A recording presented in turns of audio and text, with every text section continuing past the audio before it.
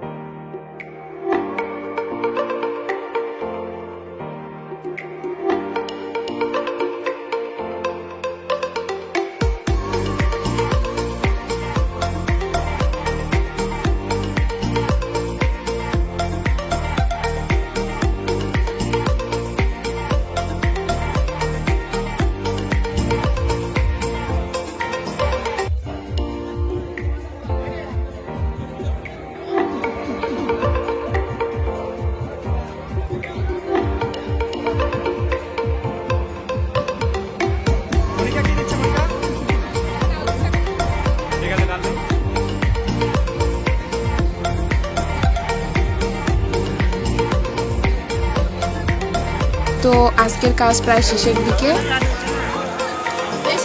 সবার খাওয়া প্রায় শেষ, তাই এখন আমরাও বসে পড়েছি।